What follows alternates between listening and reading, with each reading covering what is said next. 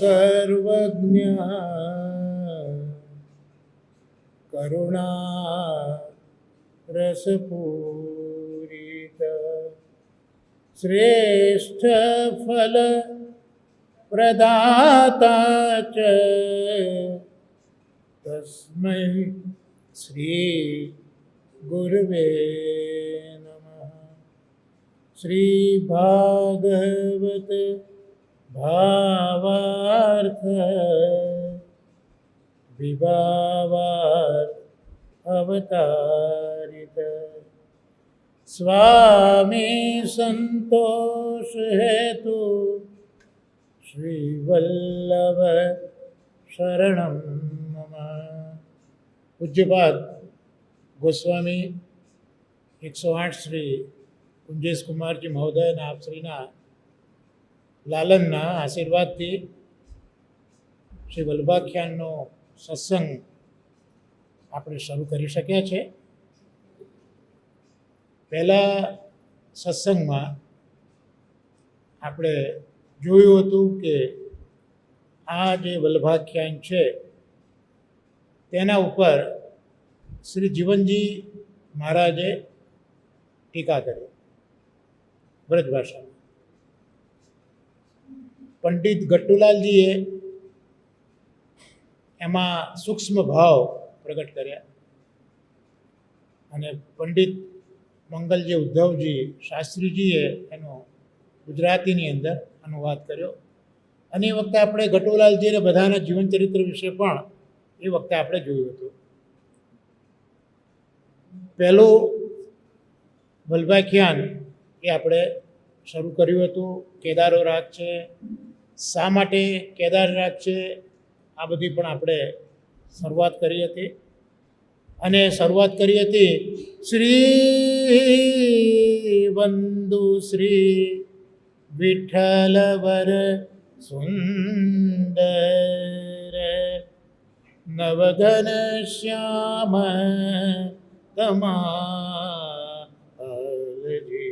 એમાં આપણે નવઘન શ્યામ તમાલ સુંદર એ બધા ભાવ વિઠ્ઠલવર શા માટે વંદુ એવું કહ્યું, આ બધું આપણે શ્રી જીવનજી મહારાજના અનુગ્રહથી જોયું હતું। એમાં ખૂબ સુંદર વાત કરી છે।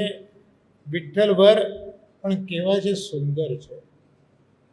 સુંદર એટલે પણ આપણે સહજ વાત કરી હતી કે જેના દર્શન કર્યા પછી આપણને ખસવાનું જરા પણ મન થતું નથી, તે સુંદર। આપણા માર્ગમાં ચિત્તસ્વામીજીએ પણ ગાયું, જે વસુદેવ કીએ પૂરન તપ સોફલ ફલિત શ્રી વલ્લભ ગે। ત્યાં પણ અંતે તે કછું ન સંદેહ, એટલે ગુસાઈજી મહારાજ પણ એ વસ્તુતઃ તો કૃષ્ણ છે। અને શ્રી વલ્લભાચાર્યજી માટે પણ વલ્લભાષ્ટકમાં શ્રીમદ પ્રભુચરણો આજ્ઞા કરી વસ્તુતઃ કૃષ્ણ એવ। એટલે આપણા માર્ગમાં ગોવર્ધનનાથજી, શ્રી મહાપ્રભુજી અને શ્રી ગુસાઈ આ ત્રણે ત્રણ એક સ્વરૂપ છે। એટલે જ્યારે સુંદરતાની વાત કરીએ ત્યારે આપણે ગોવર્ધનનાથજીનો વિચાર કરીએ, શ્રીનાથજીનો વિચાર કરીએ। શ્રીનાથજીનો વિચાર કરીએ એટલે શ્રીનાથજી બાવાનું નામાત્મક સ્વરૂપ, કારણ કે આ શ્રી વલ્લભાખ્યાન એ પણ શ્રી ગુસાઈજીનું નામાત્મક સ્વરૂપ કહેવાય। દર્શન કરીએ છીએ સાક્ષાત સ્વરૂપના એ તો છે જ, પણ વલ્લભાખ્યાનનું જે પ્રાગટ્ય છે એ ગુસાઈજી દ્વારા જ થયું છે, ભલે એનું મિશ ગોપાલદાસજી છે। તો શ્રી વલ્લભાખ્યાન એ શ્રી ગુસાઈજીનું નામાત્મક સ્વરૂપ છે। તો એવી રીતે શ્રી ગોવર્ધનનાથજીનું નામાત્મક સ્વરૂપ જો કોઈ હોય તો શ્રીમદ ભાગવત છે। શ્રીમદ ભાગવતમાં આપણે જોયું કે સુખદેવજીને ભાગવત શીખવવા માટે, ભાગવત સમજાવવા માટે વ્યાસ મહર્ષિજી બહુ પ્રયત્ન કર્યો, પણ સુખદેવજી તો યમ પ્રવ્રજંતમ અનુપેતમ અપેત કૃત્યમ, કે જેવો જન્મ થયો છે એવા સુખદેવજી ચાલ્યા ગયા છે. વ્યાસજીએ બહુ બૂમ પાડી, ઊભા રહો ઊભા રહો, પણ નથી ઊભા રહ્યા. અને એક ગુફામાં જઈને એમને તો ધ્યાન ધર્યું છે. ધ્યાન છૂટવાનો સમય આવ્યો છે. એ જ વખતે વ્યાસ મહર્ષિજીના શિષ્યો ત્યાંથી નીકળે છે. ભાગવતના શ્લોકો બોલતા બોલતા જાય છે. એમાં 2 શ્લોકો એ સુખદેવજીને ખૂબ અસર કરી ગયા. એમાં એક શ્લોક હતો, બરહાપીડમ નટવર વપુઃ કર્ણયો કર્ણિકારમ બિભ્રદ્વાસ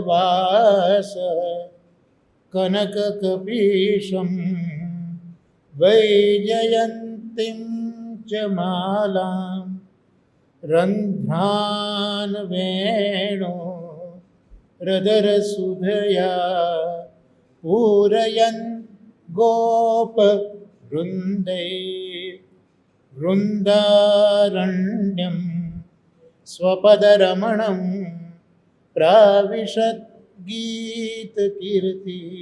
આ શ્લોક છે ને મંદાક્રાંતા છંદમાં ગવાય. મંદાક્રાંતા, મંદ મંદ જે આક્રાંત કરે તે મંદાક્રાંતા. એટલે બહુ જ ધીરે ધીરે, કારણ કે ગોવર્ધનનાથજીના સ્વરૂપનું આખું વર્ણન છે. આંખો મીચીએ અને ધીરેથી બોલીએ બરહા પીડમ, એટલે એ વખતે આપણી નજર સમક્ષ ઠાકોરજીએ મોરપીંછનો મુકુટ ધારણ કર્યો છે તે દર્શન થાય. નટવર વપુહુ, નટ જેવું વર જેવું વપુ શરીર જેને ધારણ કર્યું છે એવા દર્શન થાય. બિભ્રદવાસ કનક કપિશમ, પિતાંબર પીળું ધારણ કર્યું છે એવા દર્શન થાય. તો આ બહુ જ મંદ મંદ ગતિએ ગાતા આખું જે ગોવર્ધનનાથજીનું સ્વરૂપ છે તે સુખદેવજીના નેત્ર સામે ખડું થઈ ગયું. અને એ સ્વરૂપનો વિચાર કરતા હતા ત્યાં વ્યાસ મહર્ષિજીના શિષ્યોએ બીજો શ્લોક ગાયો, અહો બકીયમ સ્તનકાલકૂટમ જિગાંસયાપાય યદપ્ય સાધ્વી લેભે ગતિમ ધાતૃચિતામ તતોન્યમ કંવા દયાલું શરણમ વ્રજેમ. અહો બકીયમ, બકની બહેન બકી એ મારવા આવી છે. સ્તન ઉપર કાલકૂટ લગાવ્યું છે, મારવાનો પ્રયત્ન કર્યો છે, પણ છતાંય ઠાકોરજી એને મુક્તિ નથી આપતા, પણ માતૃગતિ આપે છે. એટલે સુખદેવજી વિચાર કરે છે કે આવા સ્વરૂપ પણ વિશ્વમાં છે. કારણ કે સામાન્યતઃ આપણે જોઈએ કોઈ બી વ્યક્તિમાં તો એનામાં ક્યાં તો સ્વરૂપની સુંદરતા હોય, ક્યાં કોકમાં સ્વભાવની સુંદરતા હોય, પણ સ્વરૂપની સુંદરતા અને સ્વભાવની સુંદરતા તો એક જ તત્વમાં છે, અને એ તત્વ શ્રી ગોવર્ધનનાથજી શ્રીનાથજી બાબા. એટલે સુખદેવજીને થયું કે આવી સ્વભાવ સુંદરતા અને સ્વરૂપ સુંદરતાવાળું સ્વરૂપ કેવું છે. એટલે જે પોતાના પિતાથી અટક્યા નથી એ ખાલી એક આ 2 શ્લોકો સાંભળીને અટકી ગયા છે. ઘણી વખત બહુ લાંબુ લાંબુ લાંબુ કહીએ પણ કોઈ અસર વ્યક્તિને ન થાય, પણ કંઈક નાના 2 વાક્યો એવા કોકને સાંભળી લે કે એનું આખું જીવન પરિવર્તિત થઈ જાય. જો તુલસીદાસજીનું આપણે વિચાર કરીએ તો એમની પત્નીમાં કેટલી બધી આસક્તિ તુલસીદાસજીને હતી. જ્યારે એમના પિયર ગયા ત્યારે કેવી ઘોર અંધારી વરસતી વરસાદની હેલીમાં નદીને પાર કરીને ગયા છે. એ નદીને પાર કરીથી બી મળદું હતું એના પર બેસીને ગયા છે. ખબર નથી પડી કે આ મળદું છે, અને ઉપલા માળે એમની પત્ની છે, તો દોરડું પકડીને ઉપર ચડ્યા પણ ખબર નહીં કે આ તો સાપ છે. એટલે જ્યારે તુલસીદાસજીના પત્નીએ જોયું ત્યારે એમને કહી દીધું કે આ તમે શું કર્યું? અસ્થિ ચરમ મમ દેહ ये यामे इतनी प्रीति जो होती भगवान राम में ना होती भव भीति. આટલું તુલસીદાસજીએ સાંભળ્યું સાથે તુલસીદાસજીનું જીવન આખું બદલાઈ ગયું છે. ધીક ધીક એ જન્મ કો લાજનારી નાથ, આવું એમની પત્ની અમને સંભળાવી દીધેલું. એટલે એ તુલસીદાસમાં આખું પરિવર્તન આવ્યું. એમાં અહીંયા સુખદેવજીને પિતા બૂમ પાડે છે, પણ અસર નથી. પણ એક આ બે સુંદર મજાના શ્લોકો અને સુખદેવજીને અપીલ થઈ ગઈ. આવ્યા અને ત્યાં ભાગવત ભણ્યા છે. તો આ સહજ સુંદરતા સ્વભાવની અને સુંદરતા સ્વભાવની એ આપણા ગોવર્ધનનાથજીમાં બિરાજે છે. એનું અવર સ્વરૂપ અથવા તો એ જ સ્વરૂપ એ શ્રી મહાપ્રભુજી. એટલે મહાપ્રભુજીના નામ જો આપણે જોઈએ, શ્રી ગુસાઈજી મહારાજે પ્રગટ કર્યા છે એમાં, તો સહજ સુંદર આવું નામ એક બિરાજે છે. સહજ સુંદર એટલે જે પ્રગટ થયા છે સુંદરતા સાથે જ જે પ્રગટ થયા છે ને, જે સુંદરતા તમે કેટલાક પ્રયત્નોથી ઊભી કરી હોય ને જે સુંદરતા સહજમાં ઘણો ફેર હોય. શાસ્ત્રીજી એક વખત કહ્યું હતું કે સુંદરતા જે ભગવત સ્વરૂપો ધારણ કરે છે, આપણે બધા મેજોરિટી સુંદરતા જે કરવાનો પ્રયત્ન કરીએ છીએ, લોકોને આંજવા માટે પ્રયત્ન કરીએ છીએ. આપણો પ્રયત્ન સુંદરતા દ્વારા લોકોને આંજવાનો છે, જ્યારે ભગવત સ્વરૂપો જે છે એ સુંદરતા આકર્ષવા માટે કરે છે. પણ એ સુંદરતાથી બધા આકર્ષાતા નથી. જે દૈવી જીવો હોય એ દૈવી જીવો જ એનાથી આકર્ષાતા હોય છે. એટલે શ્રી મહાપ્રભુજી પણ સહજ સુંદર છે.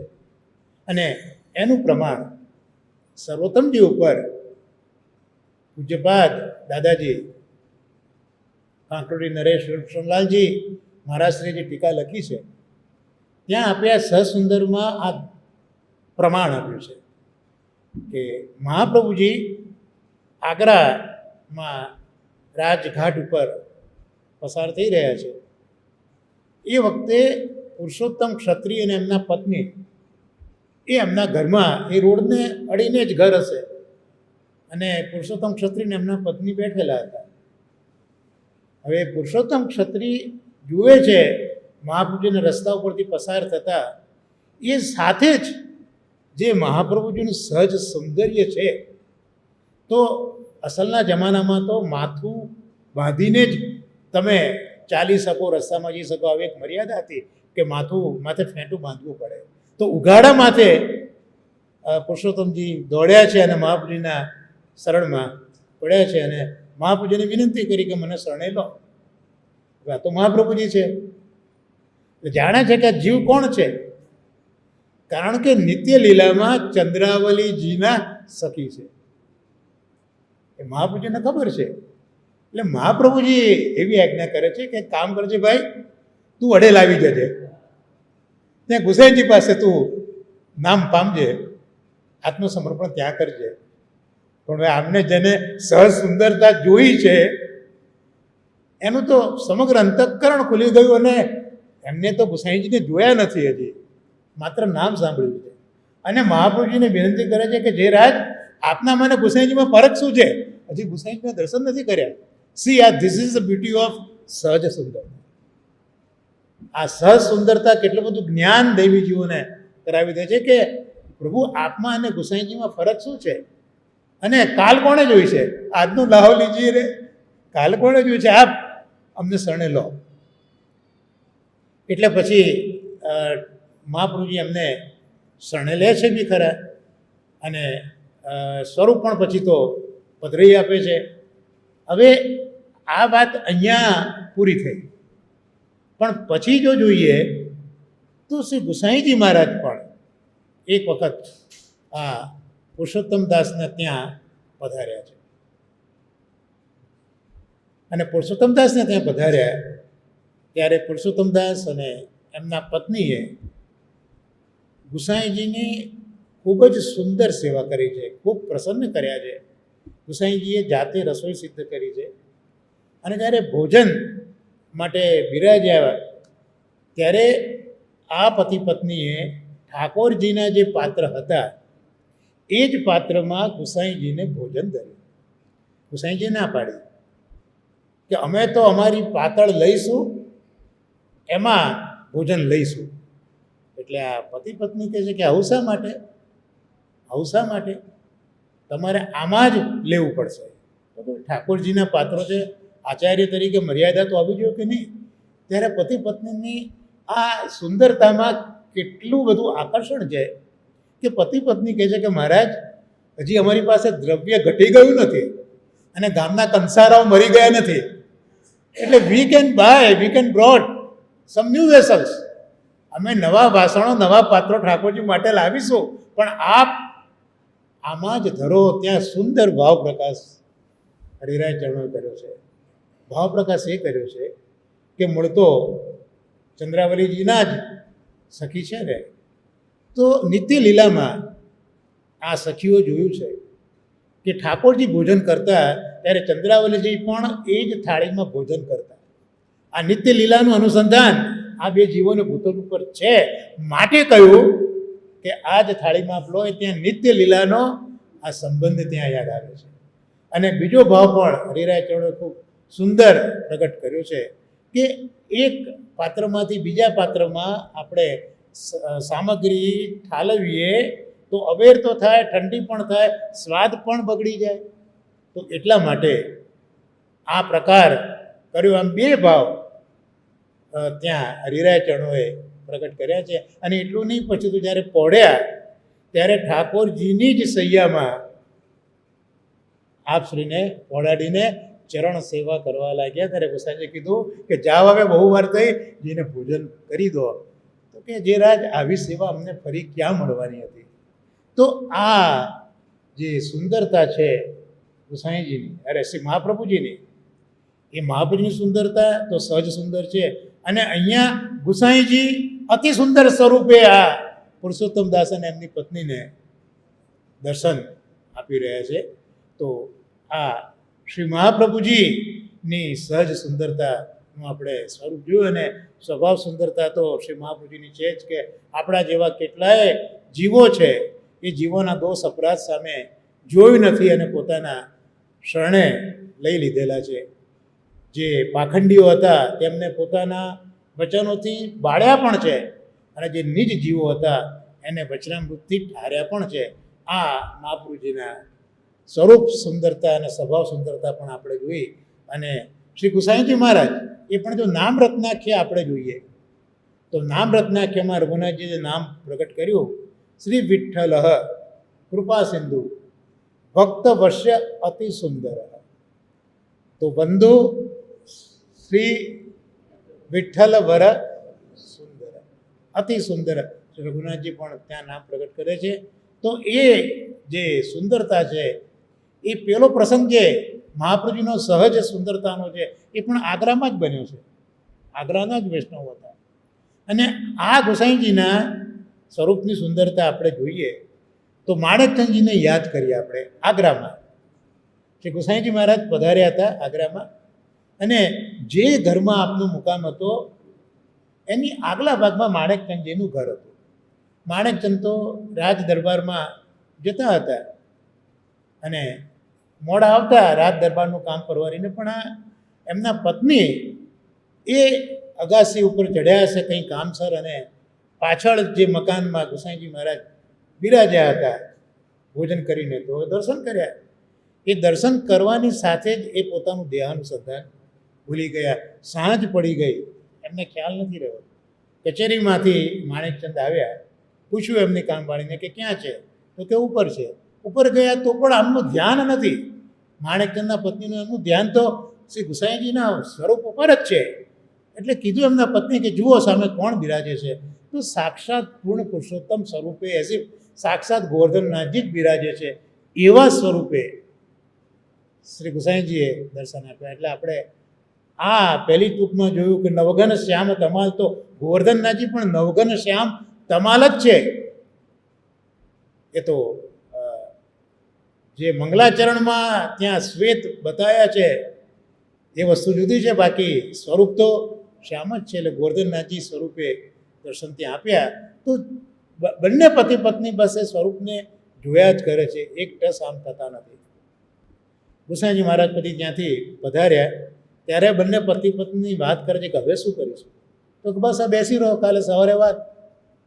એટલે સવારના બે કૃત્ય પરવારીને ગુસાઈજીની પાસે જાય છે અને ગુસાઈજી કૃપા કરીને જેવું નામ નિવેદન કરે છે એ સાથે જે પદ નીકળ્યું, વેદ વચન પ્રતિ પાર્યો ચહું યુગ, વેદ વચન પ્રતિ પાર્યો, ધર્મ ગ્લાની ભઈ જબ તબ તબ તુમ બાપુ ધાર્યો, વેદ વચન પ્રતિ પાર્યો, સતયુગ શ્વેત વરાહ રૂપધર હિરણાક્ષ પુરપાર્યો, ત્રેતા રામ દશરથ ગૃહ પ્રગટે, રાવણ કુલ જો સંહાર્યો ચહું યુગ, વેદ વચન પ્રતિ પાર્યો, દ્વાપર બ્રજ બુડત તે રાખ્યો, ઇન્દ્ર હું પાયન પાર્યો, કંસાધિક દાનવ સબ મારે, વસુધા ભાર ઉતાર્યો, વેદ વચન પ્રતિ પાર્યો, કલિયુગ શ્રી વલ્લભ ગૃહ પ્રગટે માયા વાદ નિવાર્યો, માનેક ચંદ પ્રભુ શ્રી વિઠ્ઠલ પુરુષોત્તમ રૂપ નિહાર્યો ચહું યુગ, વેદ વચન પ્રતિ. એટલે સાક્ષાત પુરુષોત્તમ સ્વરૂપે દર્શન આપ્યા છે. એટલે જે લીલા પુરુષોત્તમે સતયુગમાં કરી, ત્રેતામાં કરી, દ્વાપરમાં કરી, એ જ હવે અહીંયા આવ્યા છે. પણ અહીંયા માયાવાદને દાનવ કહ્યો છે, દૈત્ય કહ્યો છે. તો જે સ્વરૂપે દર્શન આપ્યા, આ અતિ સુંદરતા કે એક જ ઝલકમાં સાક્ષાત પૂર્ણ પુરુષોત્તમની ઝાંકી તો હતી, પણ સાથે જે લીલાઓ કરી તે લીલાનું પણ દર્શન કર્યું. એવું માનવાની જરૂર નથી કે આ બધા યાદ કરીને બોલી ગયા. પણ જ્યાંને શ્વેત વરાહનું નામ દીધું, સાથે શ્વેત વરાહ કરેલી લીલા ભૂમિને પોતાના ગ્રંથસૂળ ઉપર લઈને પધેર્યા, એ દર્શન માણેકચંદજીને થયા છે. એ આ અતિ સુંદરતાનો પ્રભાવ છે. અને સ્વભાવ સુંદરતા તો આપણે કૃષ્ણદાસજીના સ્વભાવમાં આપણે જોયેલી જ છે. આવા તો પ્રસંગો છે. તો અહીંયા જે વંદન કર્યા સુંદર વરને, તો એ ચાહે તમે ગોવર્ધનનાથજી લો, ચાહે તમે વલ્લભ લો, કે ચાહે તમે વિઠ્ઠલ લો. તો આ સુંદરતાની અહીંયા વાત કરી. અને આપણે આવા પ્રભુ પછી કેમ પ્રગટ થયા છે એનું કારણ આપણે વિચારવાની શરૂઆત કરી હતી. જગતી તલ ઉદ્ધાર કરવા પ્રગટ્યા પરમ દયાળ. ભાઈ પ્રગટ કેમ થયા, ભૂતો પર કેમ આવ્યા? નિત્ય લીલામાં આટલો બધો આનંદ છે તે છોડીને ભૂતલ પર કેમ આવ્યા? તો અહીંયા કહે છે કે જગતી તલ ઉદ્ધાર કરવા. બે અર્થ કર્યા છે જગતી તલના. એક તો આ જગતનું તલ એટલે પૃથ્વી, એ પૃથ્વીનો ઉદ્ધાર કરવા. તો પૃથ્વીનો ઉદ્ધાર કરવા એટલે જે હમણાં જ આપણે વાત કરી, સતયુગ શ્વેત વરાહ રૂપધર, બરોબર ને? કારણ કે હિરણાક્ષ છે એ પૃથ્વીને લઈ ગયો હતો જલની અંદર, રસાતળમાં લઈ ગયો હતો. અને જ્યારે બ્રહ્માજી આજ્ઞા કરી કે તમે સૃષ્ટિ કરો, તપ કરવા જેટલી જગ્યા પણ રહી નહોતી. એટલે બ્રહ્માજી ચિંતન કરતા હતા અને ઠાકોરજી વરાહ સ્વરૂપે નાસિકામાંથી પ્રગટ થયા છે. અને એ પછી જલની અંદર જઈને પૃથ્વીનો ઉદ્ધાર કરે છે. બહુ સુંદર વાત અહીંયા પણ સમજવા જેવી છે કે આ ઠાકોરજીમાં એ સ્વતંત્રતા છે, એ સામર્થ્ય છે કે પક્ષી પણ બની શકે, એ પ્રાણી પણ બની શકે, એ દેવ પણ બની શકે અને માનવ પણ બની શકે. આવું શાસ્ત્રો વેદો આ બધું બતાવે છે કે એ કોઈ પણ સ્વરૂપ ધારણ કરી શકે. પણ અહીંયા વરાહ લેવાનું કારણ શું છે? કારણ કે પૃથ્વી છે જલમાગી છે એને શોધવાની છે. કારણ કે પૃથ્વી ઉપર 3 ભાગ તો જલના જ છે. અત્યારે પણ પૃથ્વી ઉપર 3 ભાગ તો જલના છે. આખી દુનિયા ઉપર એવા પાણી રેલમ છેલ, એ આપણે એક કવિતા ભણવાની આવતી હતી, બરોબર ને? તો એવી પૃથ્વીને શોધવી કઈ રીતે? તો પૃથ્વીનો જે ગુણ છે એ ગંધ છે. પૃથ્વીનો ગુણ કયો? આપણને એમ લાગે કે આ ગુલાબની સરસ સુગંધ આવી, મોગરાની સરસ સુગંધ આવી, પણ એ સુગંધ આવી ક્યાંથી? એ સુગંધ પૃથ્વીમાંથી આવી. એટલે પૃથ્વીનો ધર્મ કે સુગંધ કહેવાય. અને સુગંધ માટે કઈ ઇન્દ્રિય જોઈએ? ઘ્રાણેન્દ્રિય જોઈએ. ઘ્રાણેન્દ્રિય એટલે નાક જોઈએ. ઘ્રાણેન્દ્રિય એટલે તો જેની સૂંઘવાની શક્તિ જોરદાર હોય એને ખબર પડી જાય કે આ ગંધ ક્યાંથી આવે છે. ઘણી વખત આપણા ઘરમાં કોકને ખ્યાલ આવે કે કંઈક વસ્તુ બળી રહી છે, આપણને ખબર પણ ન પડે. આપણી એટલી બધી ઘ્રાણેન્દ્રિય સોલિડ ના હોય તો ઘણી વખત એકદમ ખબર ન પડે કે આ કશુંક દાઝી રહ્યું છે. એટલે ડેટ ડિપેન્ડ્સ. અહીંયા જે વરાહ અવતાર છે એમની ઘ્રાણેન્દ્રિય બહુ જોરદાર છે. વરાહની ઘ્રાણેન્દ્રિય જોરદાર છે. એટલે જલમાં જઈને સૂંઘતા સૂંઘતા સૂંઘતા પૃથ્વીને શોધીને પોતાના દંતસૂળ ઉપર પૃથ્વીને પધરાવી દે છે અને પૃથ્વીને પછી પોતાની અસલ જગ્યાએ સ્થાપે છે. એટલે જે વરાહે શું કર્યું કે પૃથ્વી પહેલાં જલમાં હતા. હવે જલ માટે સંસ્કૃતમાં બીજો એક શબ્દ છે રસ. જલને રસ પણ કહેવાય. તો ખરેખર તો પૃથ્વી પહેલાં રસમાં હતી અને વરાહે શું કર્યું? એને શુષ્ક બનાવી. રસ જલમાંથી કાઢીને શુષ્ક બનાવી.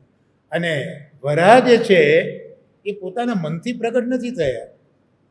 બ્રહ્માજીએ કીધું, વિનંતી કરી છે, રજૂઆત કરી છે કે ભાઈ આવી રીતની તકલીફ છે અને આપ પધારો, ત્યારે પધાર્યા છે. સ્વતંત્ર પોતાના ભાવથી એ પધાર્યા નથી. કોકે કહ્યું છે કે આપ પધારો, ત્યારે પધાર્યા છે.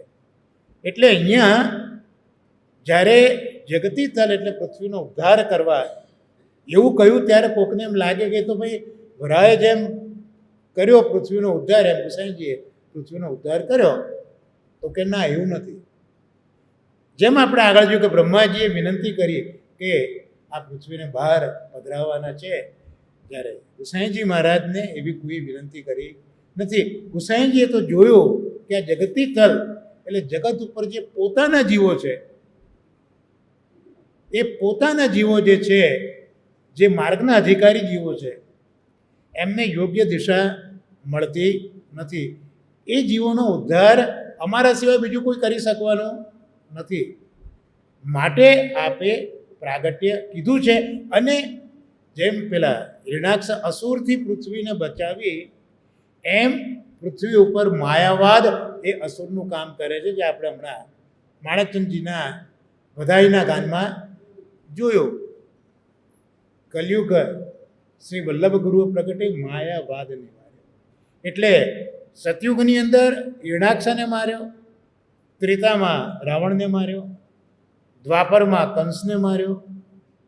તો એ બધા જે અસુરો છે, એ અસુર જેવું કલયુગની અંદર જે અસુરત્વ ફેલાયું છે તે આ માયાવાદનું ફેલાયું છે.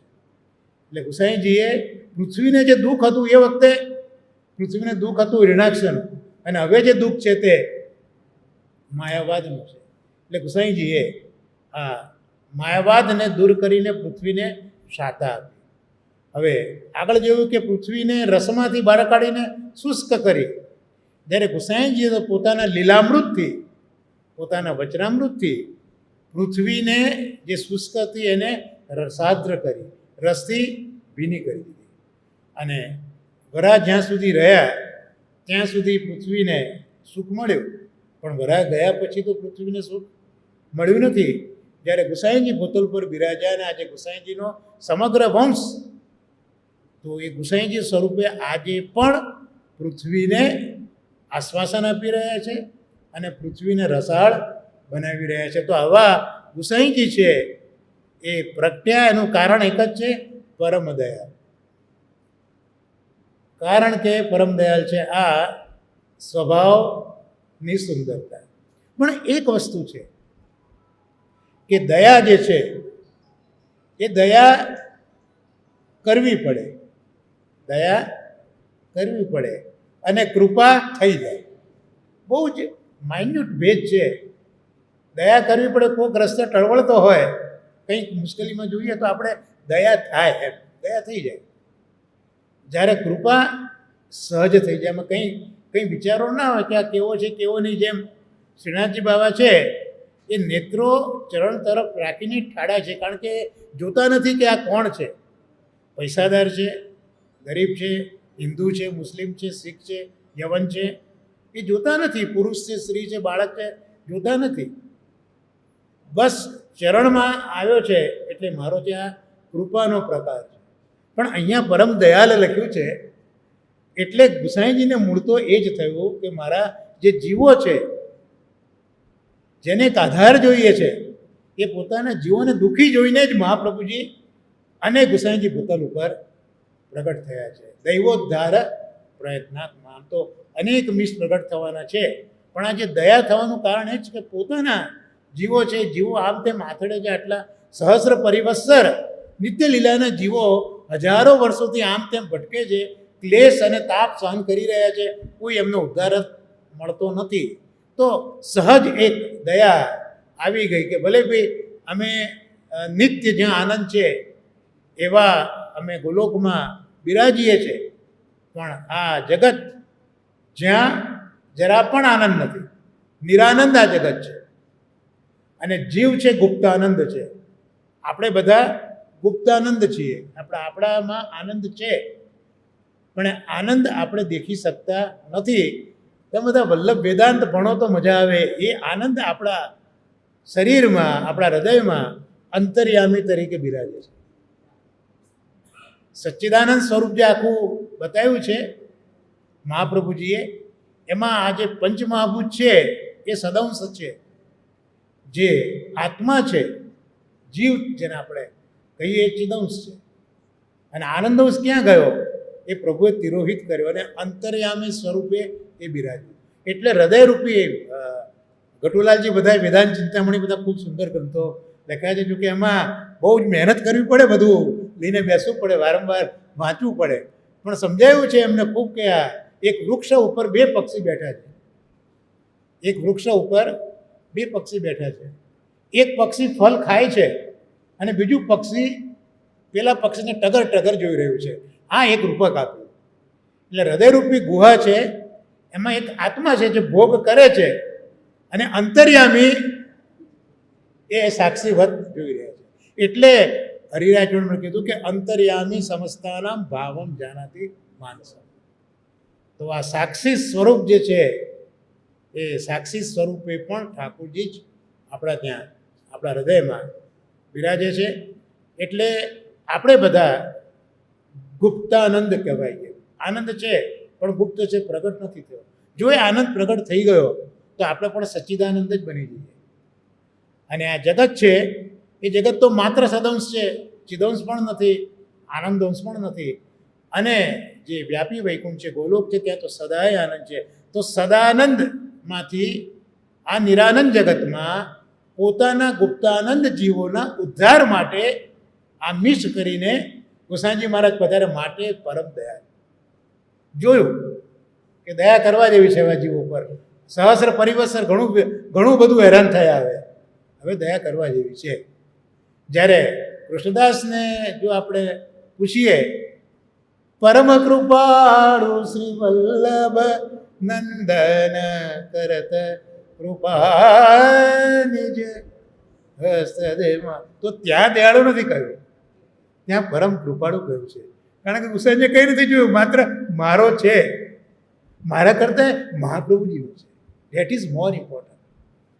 એ તો છે જ, ગુસાઈજીને તો છે જ, પણ મહાપ્રભુજીના સેવક એને આટલું દુઃખ, એ જે કૃપા છે એ કૃપા બહુ મોટી વસ્તુ છે. અહીંયા પરમ દયાલ જે છે એ શબ્દને આપણે આ રીતે જરા થોડો સમજવાનો મહાનુભાવની કૃપાથી આપણે પ્રયત્ન કર્યો છે.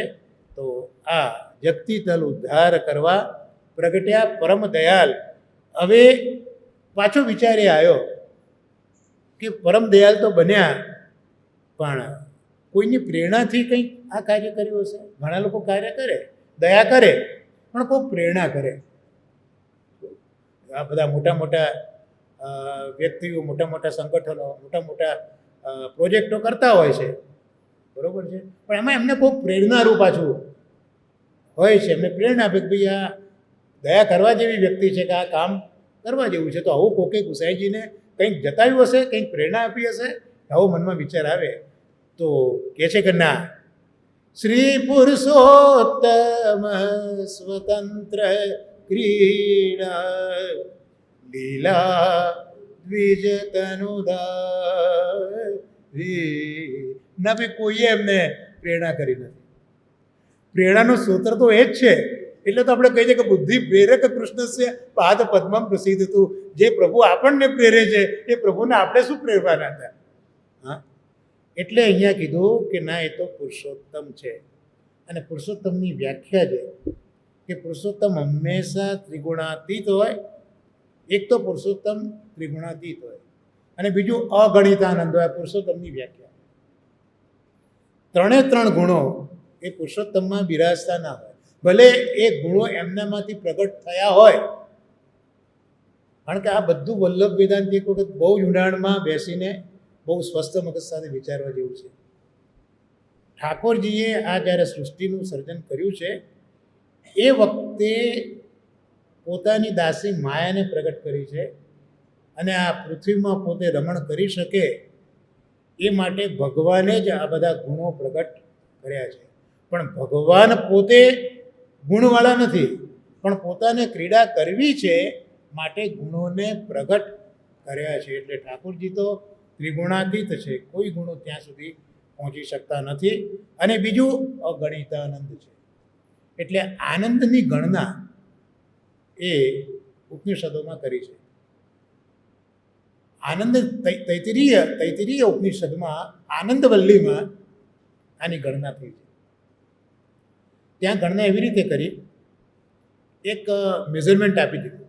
આપણે જેમ મીટર કે ગ્રામ કે લીટર કે એવું કંઈ કહીએ એમ એક ત્યાં મેઝરમેન્ટ આપ્યું કે એક રાજા છે, બહુ જ યુવાન છે, બધા જ ભોગો ભોગવી શકે એવો છે, અને આ સમગ્ર પૃથ્વી દ્રવ્યથી જ ભરાઈ ગયેલી છે. એટલે આ સમગ્ર પૃથ્વીનો ભોગ આ ચક્રવર્તી રાજા કરે અને એને જે આનંદ મળે એ આનંદને એક યુનિટનું ત્યાં પરિમાણ આપી દીધું હતું. આ ચક્રવર્તી રાજાનો જે આનંદ છે એ એક યુનિટ એવું ત્યાં એમને બતાવ્યું.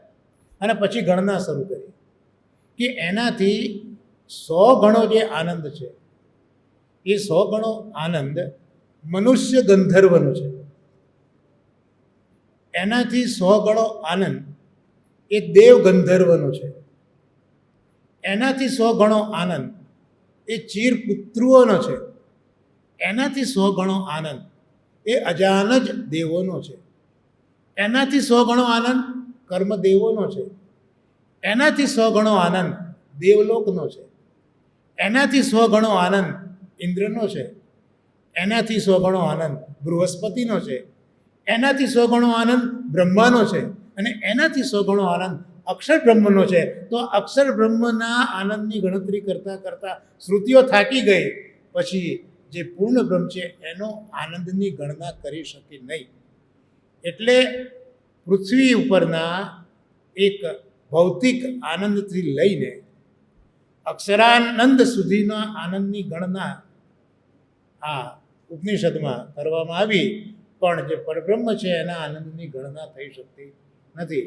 માટે આ પુરુષોત્તમ છે એટલે અગણિતાનંદ આ પુરુષોત્તમ છે અને પોતે સ્વતંત્ર છે. એટલે કીધું કે સ્વતંત્ર ક્રીડા લીલા દ્વિજ તનુધારી. બસ આપે ઈચ્છા કરી કે મારે પ્રગટ થવું છે એટલે આ તો એમની લીલા છે. લીલામાં કોઈ શ્રમ હોતો નથી. જે સહજતાથી થાય એ જ લીલા છે. એટલે એ લીલા માત્રમાં એમણે દ્વિજ તનુ ધારી, તનુ ધારણ કર્યું. તનુ એટલે શરીર ધારણ કર્યું. એ શરીર માટે કયું દ્વિજ. દ્વિજના અર્થ ખૂબ સુંદર કર્યા. દ્વિજ એટલે સામાન્ય રીતે તો બ્રાહ્મણ એને દ્વિજ કહેવાય, પણ દ્વિજને જો સંસ્કૃત શબ્દથી સમજીએ તો દ્વિ વત્તા જ, જે 2 વખત જન્મે એનું નામ દ્વિજ કહેવાય. જે 2 વખત જન્મે એનું નામ દ્વિજ કહેવાય. એટલે બ્રાહ્મણ છે એ બ્રાહ્મણના સંસ્કાર થયા પછી ગાયત્રી બોલવાનો એને અધિકાર મળે છે. એટલે આપણા ત્યાં કદાચ મનુસ્મૃતિમાં જ કહ્યું છે કે જન્મના જાયતે ક્ષુદ્ર સંસ્કારાદ દ્વિજ ઉચ્યતે વેદ પઠતી વેદાન વેદાન પઠતી વિપ્ર બ્રહ્મ જાનાતિ બ્રાહ્મણ. આ મનુસ્મૃતિમાં લગભગ આ મનુ મહારાજે વસ્તુ સમજાવી છે કે જન્મના જાયતે ક્ષુદ્ર, દરેક વ્યક્તિ જન્મથી ક્ષુદ્ર જ છે. સંસ્કારાદ દ્વિજ ઉચ્યતે, એના સંસ્કાર થયા એટલે એ દ્વિજ બને. એટલે ચાહે વૈશ્ય હોય, ચાહે બ્રાહ્મણ હોય, કે ચાહે ક્ષત્રિય હોય, પણ વૈશ્યમાં પણ મહાપ્રભુજી પોતાના વેદાંતમાં સમજાવે છે કે એની પણ એક દેવતા હોય. વૈશ્ય દેવતા હોય, ક્ષાત્ર દેવતા હોય, બ્રાહ્મણ દેવતા હોય. એ જ્યાં સુધી સંસ્કાર ન થાય ત્યાં સુધી પ્રગટ ન થાય. એટલે બ્રાહ્મણ કુળમાં તમે જન્મ્યા એટલે બ્રાહ્મણ નથી થઈ ગયા. તમારે ગાયત્રી બોલવું હોય તો એ તમારે સંસ્કાર કરવા પડે. એટલાનો બીજો જન્મ થયો, દ્વિજ એટલે બીજો જન્મ. એટલે આપણે ત્યાં પણ એકવાર દાંત પડી ગયા, નવા દાંત આવે એટલે દાંતને પણ સંસ્કૃતમાં દ્વિજ કહેવામાં. દાંતને પણ ઘણાને તો મોટી ગડપણમાં મોટી ઉંમરે પણ દાંત પડ્યા પછી પાછા દાંત આવે છે. પેલા દૂધિયા પડીને તો આવે, પણ મોટી ઉંમરમાં પણ ઘણી વખત એવા વ્યક્તિ જોયા છે કે વૃદ્ધાવસ્થામાં દાંત પડ્યા પછી પાછા નવા દાંત ઉગતા હોય છે. તો બીજી વાર જન્મ્યા માટે એ પણ દ્વિજ કહેવાય. પક્ષીઓ પહેલાં ઈંડું હોય, ઈંડામાંથી પક્ષી જન્મે એટલે બીજી વાર જન્મ થયો માટે એને પણ દ્વિજ કહેવાય. ચંદ્ર એનો બી એકવાર તો જન્મ છે પણ પાછો સમુદ્રમાંથી એ પ્રગટો મળે, ચંદ્રને પણ દ્વિજ કહેવાય. તો અહીંયા દ્વિજ તનુ ધારી એટલે શરીર ગુસાઈજી મહારાજે ધારણ કર્યું. દ્વિજ તનુ એટલે બ્રાહ્મણનું જે તનુ છે તે એમને ધારણ કર્યું. આ એક અર્થ અહીંયા બતાવ્યો. બીજો અર્થ બતાવ્યો દ્વિજનો ચંદ્ર તરીકે. બીજો અર્થ બતાવ્યો દ્વિજ એટલે ચંદ્ર. તો મૂળ તો ગોવર્ધનનાથજી છે ને, રાસલીલા કે તાત્પર્ય છે ને, એટલે રાસલીલાનું સ્મરણ થયું હોય. પેલી શરદની રાત્રિઓ આવી, મલ્લિકા વગેરે પુષ્પો ખીલ્યા હતા અને મનસ્ચક્રે મનમાં ઈચ્છા કરી અને મનમાંથી જે ચંદ્ર પ્રગટ થયો એ દ્વિજની અંદર, એ દ્વિજ એટલે એ ચંદ્રની અહીંયા વાત કરે છે કે આ લીલા રૂપી ચંદ્ર છે એવું શરીર ધારણ કર્યું. કારણ કે જે લીલા રૂપી જે ચંદ્ર છે એ હંમેશા મધ્ય આકાશે જ રહે છે. એનો ઉદય નથી, એનો અસ્ત નથી, એનામાં લાંછન પણ નથી. એટલે જો આપણે બધા આ કહીએ છીએ ઘણી વખત ધોળો અને પદો, એમાં સ્વામીજી છે એમને ખોટું લાગ્યું છે. સ્વામીજીને ખોટું લાગ્યું છે. લલિતાજીને ફરિયાદ કરી છે, હવે સખી નહીં બોલું, નહીં બોલું, નહીં બોલું રે કદાપી નંદકુંવરની સંગે, કદાપી નંદકુંવરની સંગે. લલિતા કે પણ શું કામ નંદકુંવર સાથે કેમ તમે નથી બોલતા? શશિવદની કઈ છે રે, મને ચંદ્રમુખી કઈ માટે હું કૃષ્ણ સાથે નહીં બોલું. બરાબર, ચંદ્રમુખી કહીએ તો સારું કહેવાય ને, એમાં ખોટું શું છે? પણ ભૌતિક ચંદ્ર જે લૌકિક ચંદ્ર છે એ લૌકિક ચંદ્રમાં વધઘટ થયા કરે. હા, કલાઓ છે ને વધઘટ થયા કરે, એમાં લાંછન છે. લલિતાને કહે છે કે મારા મોઢામાં કોઈ ડાબો દેખાય છે તને? મારા મોઢાની કલામાં કોઈ ચડઉતર તમને દેખાય છે? હવે સખી નહીં બોલું, નહીં બોલું, નહીં બોલું રે. તો આ અહીંયા જે બીજો અર્થ કર્યો આ રીતે, એ જે રાસનો ચંદ્ર છે, એ રાસના ચંદ્ર જેવું આ જે શરીર છે એ શરીર એમને ધારણ કર્યું. અને જેમ લૌકિક ચંદ્ર છે એ લૌકિક ચંદ્ર જે વિરહી હોય એ વિરહીઓને વધારે તપાવે, પણ સંયોગી હોય એને સુખ પણ આપે. એક જ ચંદ્ર લૌકિક રીતે પણ જોઈએ તો જે વિરહી લોકો છે એને ચંદ્રનો ઉદય દુઃખ આપે, અને જે સંયોગી છે એને સુખ આપે. તો અહીંયા જે ગુસાઈજીને ચંદ્ર કયા, લીલા ચંદ્ર કયા, તો જે અસુરો છે એને ગુસાઈજી દુઃખ આપે છે, અને જે ભક્તો છે એમને સુખ આપે છે. જે પેલા ચકોર પક્ષી જેવા ભક્તો છે એમને આ દ્વિજ તનુ છે એનાથી એમને સુખની પ્રાપ્તિ થાય છે. આ ચંદ્ર છે લૌકિક ચંદ્ર, એ શીતળતા આપે છે. તો ચંદ્રનો ઉદય થતાં પૃથ્વી ઉપર પણ શીતળતા વ્યાપી જાય. આ ચંદ્ર છે ભૌતિક ચંદ્ર, એ ઔષધિઓનું પોષણ કર્યા. જેટલા અનાજના દાણા આપણે વાવીએ છીએ, ચાહે ધાન્ય હોય કે ચાહે વનસ્પતિ હોય, એનું પોષણ ખરેખર ચંદ્ર કરે છે. ચંદ્રમાંથી વહેતી જે ચાંદની છે ને એ આ અન્નનું પોષણ કરે છે. એટલે એ જે અન્નનું પોષણ કર્યું છે, તો અહીંયા જે શ્રુતિઓ અને સ્મૃતિઓ છે એ એના બરાબર છે એવું અહીંયા જીવનલાલજી મહારાજ સમજાવે છે. તો આ રીતે ચંદ્રની ઉપમાથી આટલી વાત જીવનલાલજી મહારાજે આપણને સમજાવી છે. તો આ અવતારમાં શ્રી ગુસાઈજીએ જગતીતલનો ઉદ્ધાર જે રીતે કર્યો છે એ જ રીતે નંદકુમાર સ્વરૂપે પણ કર્યું છે. એનું અનુસંધાન અત્યારના ગોપાલદાસજીને થયું છે, કારણ કે નંદકુંવર જ પ્રગટ થયા છે, જે ત્રિગુણાતીત છે, જે ગણિતાનંદ છે, જે સ્વતંત્ર ક્રીડા કરનારા છે. એ જ પૂર્વજન્મમાં કૃષ્ણ સ્વરૂપ હતા.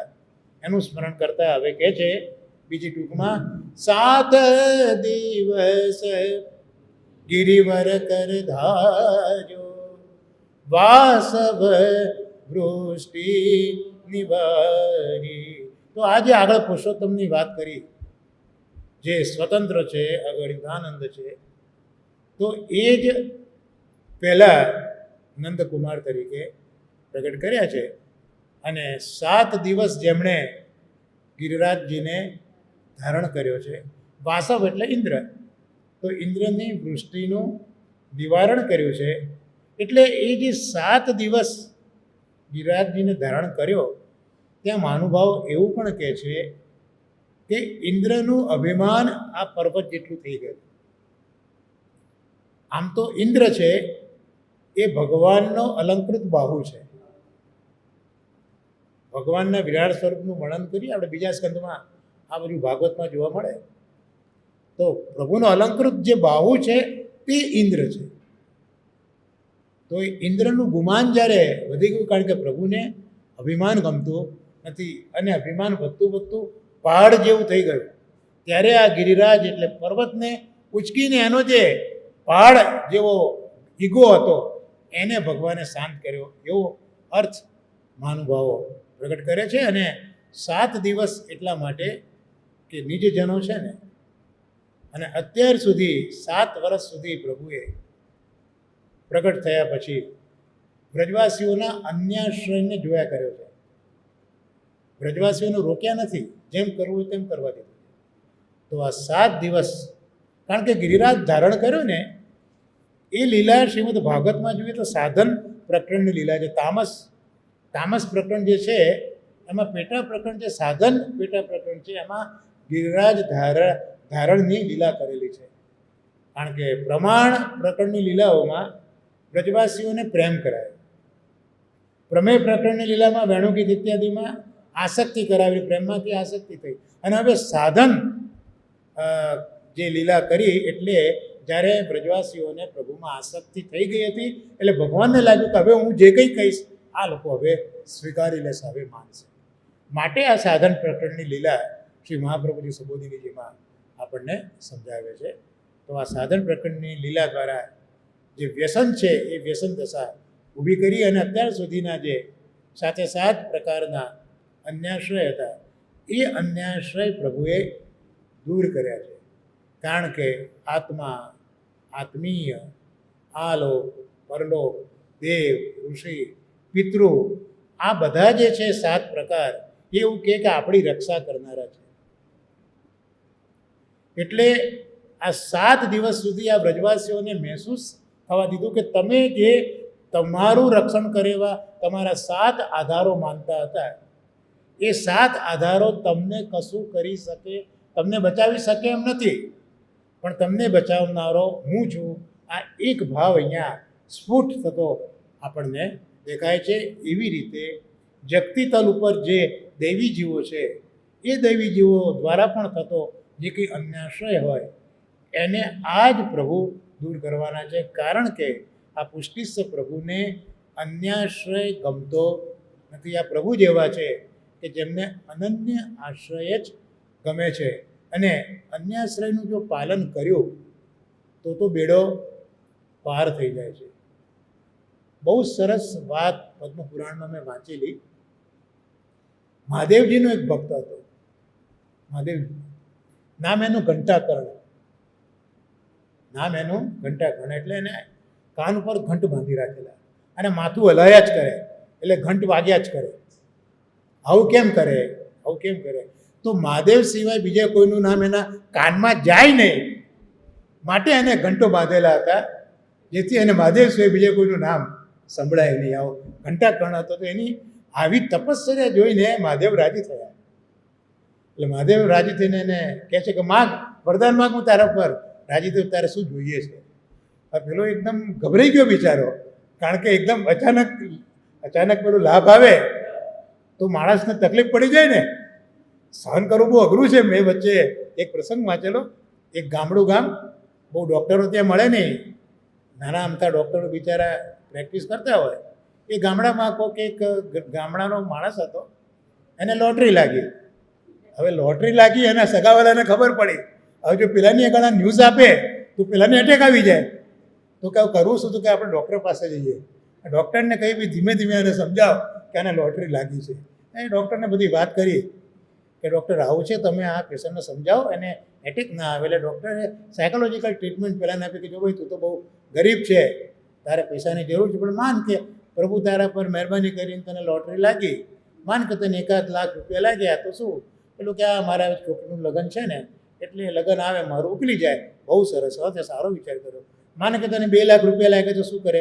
આ ઘર ક્યારનું મારે રિપેર કરવાનું છે, તો રિપેર થઈ જાય ને તો બહુ સારું, બહુ સારું. માન કે 5 લાખ આવ્યા તો શું કરે? આ મારા છોકરાને છે ને ભણવા માટે મારે સારી જગ્યાએ મોકલવો છે, મારા છોકરાને ભણતરનો પ્રોબ્લેમ દૂર થાય. એટલે ડૉક્ટરને લાગ્યું કે આ ખરેખર હવે લાઈન ઉપર છે.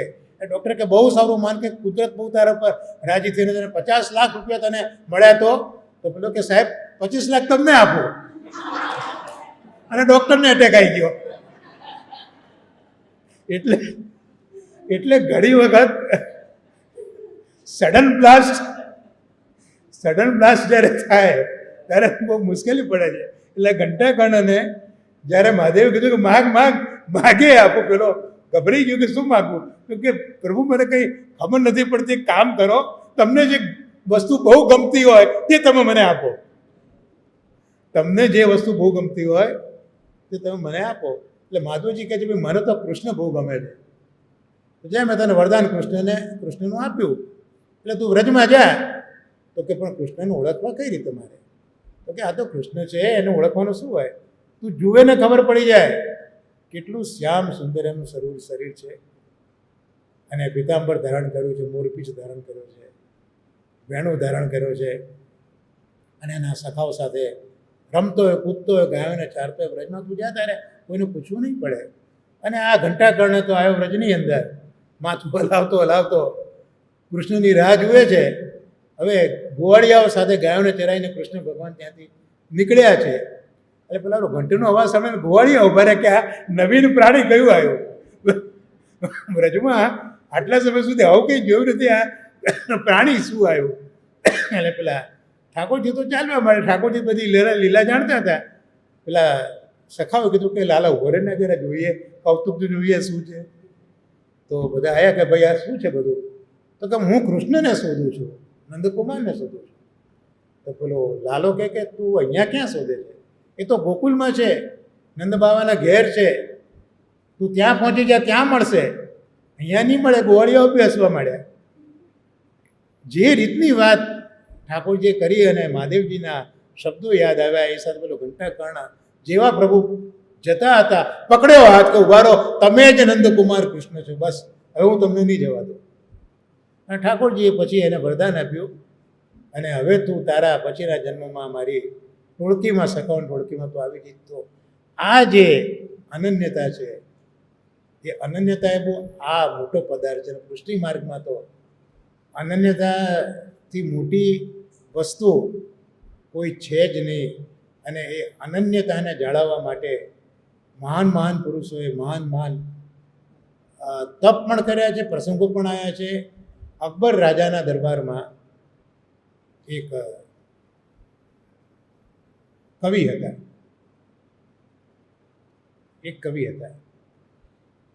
એ કવિ એટલા બધા સરસ કવિ હતા કે એ રાજા મહારાજાઓના કવિત બનાવે, અને કવિત બનાવે એમાં એવી ઉપમાઓ મૂકે, એવા એવા બધા પ્રસંગો મૂકે કે રાજાઓ, પૈસાદારો બધા રાજી થઈ જાય.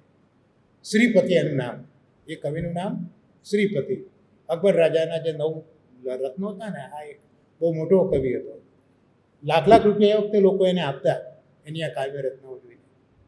એક વખત એને થયું કે લાવો ગુસાઈજીની પાસે હું જવું, આ તાનસેનની સાથે જેવું બનેલું ને એવું જ આની સાથે બન્યું છે, શ્રીપતિ સાથે બન્યું.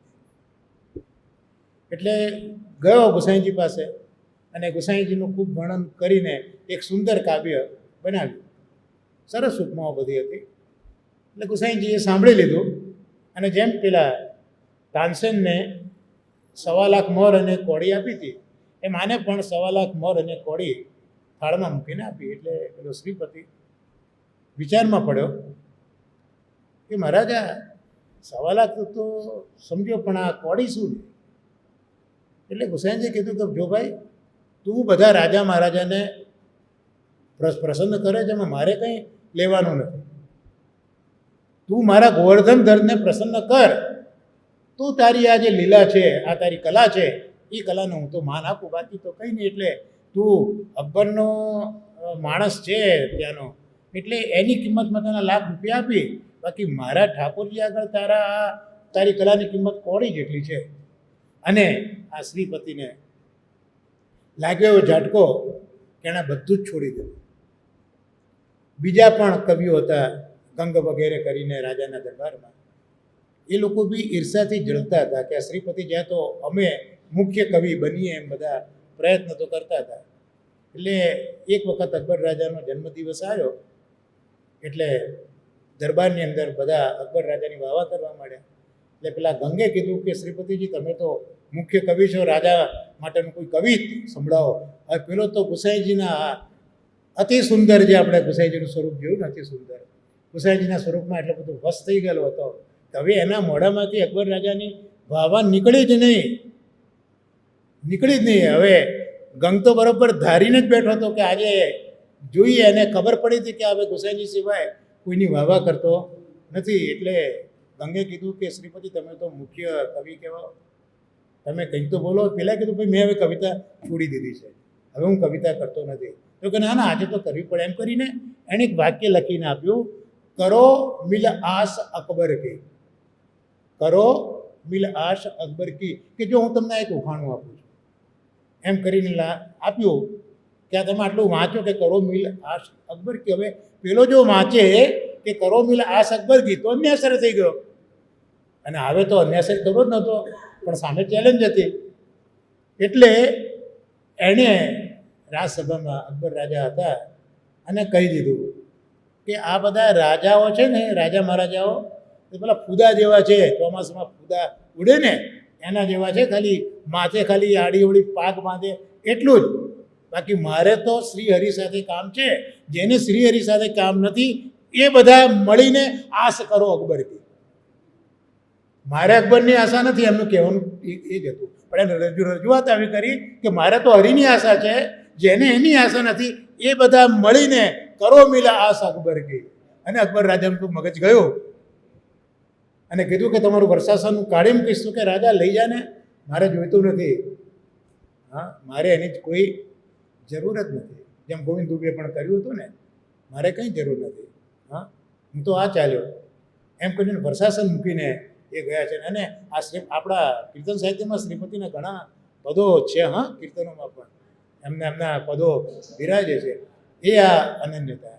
તો આ એ 7 દિવસ જેણે ગિરિવર કર ધાર્યો છે એ જ વાસવવૃષ્ટિ જેને નિવારી છે એવા પુરુષોત્તમ સ્વતંત્ર ક્રીડા લીલા દ્વિજ તનુધારી એ એટલા માટે પ્રગટ થયા છે. આમાં આજે વિજય ચંદ્રાવલાની પ્રથમ જે આખ્યાન છે એની અંદર આ બીજી ટૂંકમાં આટલો વિચાર શ્રી જીવનલાલજી મહારાજના આશીર્વાદથી, લાલુ ભટ્ટના અનુગ્રહથી અને ઉદ્ધવજી વગેરે શાસ્ત્રીજીના આશીર્વાદથી આપણે જોયું. અને કુંજેશ બાવાનો તો આપણે યાદ કરીએ છીએ અને એમના લાલને એમના આશીર્વાદ છે કે આ બધા આપણા સત્સંગમાં આવા બધા વિચારો આપણને આવે છે. તો આજનો આપણો આ સત્સંગ છે એ પણ કુંજેશ બાવાના ચરણોમાં જ આજે સમર્પિત કરી અને આજના સત્સંગને અહીંયા આપણે વિરામ આપીએ.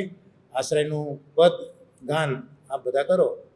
દ્રઢઈન ચરણ કેરો ભરોસો, દ્રઢઈન ચરણ કેરો, શ્રી વલ્લભન ચંદ્ર છટા બિન સબ જુગ માજ અંધેરો ભરોસો, દ્રઢઈન ચરણ કેરો, साधन और नहीं आकली में जासु होत निवेरो, सूर कहा कहे दुविधा धरो, बिना मोल को चेरो भरोसो, दृढ़ चरण.